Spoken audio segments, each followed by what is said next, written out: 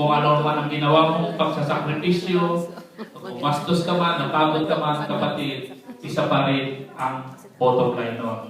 That obedience is far better than sacrifice. Ano yung obedience? Pagsunod sa kalooban ng Diyos. Ano kanya sinasabi ngayon sa gospel? Ibigin ang kaaway. Amen! Kaya maliwala na yung sakripisyo natin, kapatid.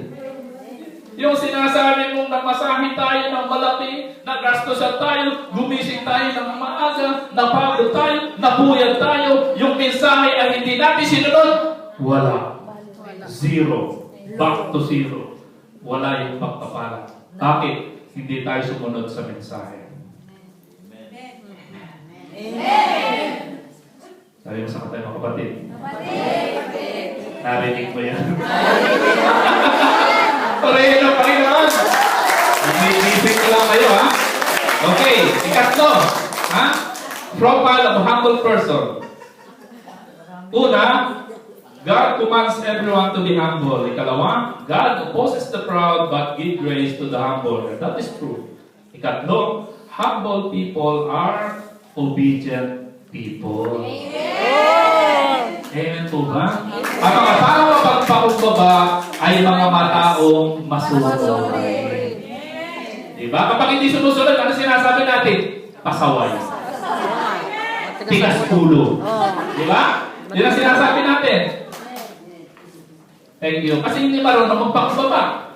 Kaya pasaway, tigas ulo. Ha? Pero yung mga masunurin o yung mga mapagpakumbaba, sila yung mga taong marunong sumunod. Ano ang sabi sa Philippians chapter 2 verse 3 to 8? O Filipos sa Tagalog. 2:38. Anong sabi doon? Huwag kayong gagawa ng anumang bagay dahil lamang sa hangad ninyong matanyag. Ang daming gumagawa nito. Gagawa ng isang bagay para lamang siya makilala. Tutulong sa isang organization, mag-donate, ang nakalagay doon, donated by Lito. Nakalagay ang pangalan niya, tutulong, pero kailangan makita ang pangalan. Mag-donate sa simbahan ng upuan, ang nakalagay doon sa upuan, donated by Malabanang Family. Tapos sila rin ang nakaupo doon. Tumutulong! Pero gusto kumatan niya. Amen po ba? Daming gumagawa niyan. Ha? Anong sabi sa Bible? Kung ano yung ginawa ng iyong kaliwang kamay, huwag mo na ipaalam sa kanan. Ha?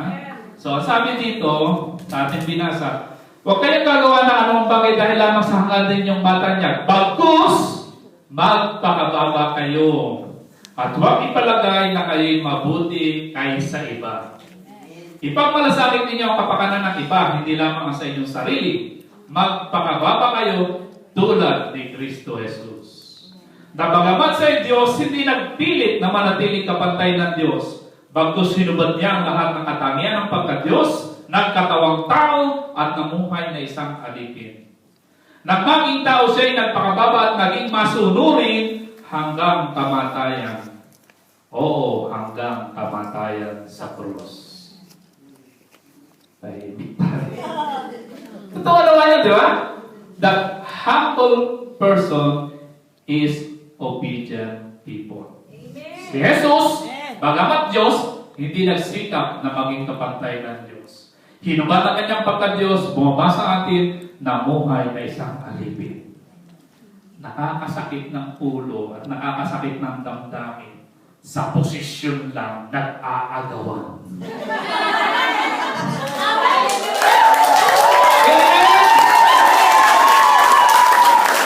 Sa pagiging presidente ng isang community, ng isang organization, presidente pa lang yan, nag-aagawan.